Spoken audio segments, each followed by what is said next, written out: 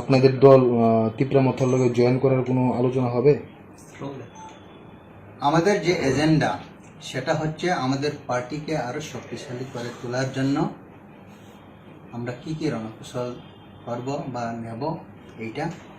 এইখানে আইপিএফটির হয়ে তিপ্রা মথার জয়েন করবে কি করবে না এটা তো কোনো এজেন্ডাতে নেই। কাজে ওইটা যে কেউ যদি জয়েন করে থাকে বা করেন তাহলে সম্পূর্ণ তাদের ইন্ডিভিজুয়াল ম্যাটার, কিন্তু ওইখানে আমাদের ওই রকম ডিসকাশনের কোনো স্কোপ নেই। এমনি কি আলোচনা হতে পারে মানে কোনো ধরনের আগামী দিন, যেহেতু সামনেই 24-এ নির্বাচন রয়েছে?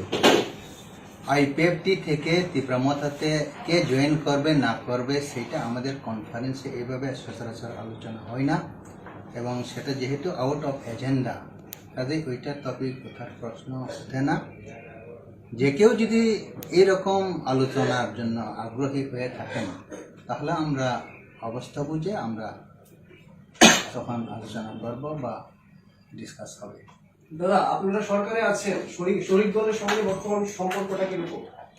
শরিক দল বিজেপি এবং আইপিএফটির সম্পর্ক ভালোই আছে, যেহেতু আমরা আইপিএফটি এবং বিজেপি দুটা পার্টি মিলে গভর্নমেন্ট চালাচ্ছি এবং আসন্ন যে পার্লামেন্টারি ইলেকশন রাজ্যসভা সেটাতেও আমরা বিজেপি মনোনীত প্রার্থী ওনাকে আইপিএফটির হয়ে আমরা ভোট দেব, এবং তার সাথে সাথে যে গভর্নমেন্টের ডেভেলপমেন্টিং যে ওয়ার্ক এইটাও আমরা করে যাচ্ছি, এবং আইপিএফটি এবং বিজেপি সম্পর্ক যা ছিল আগে তা এখনো রয়ে গেছে।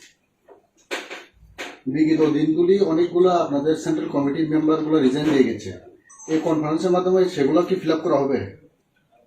দেখুন, বিগত দিনে অনেকেই আমাদের আইপিএফটি ছেড়ে অন্য পার্টিতে চলে গেছেন এবং সেটা তাদের সম্পূর্ণ ব্যক্তিগত ব্যাপার।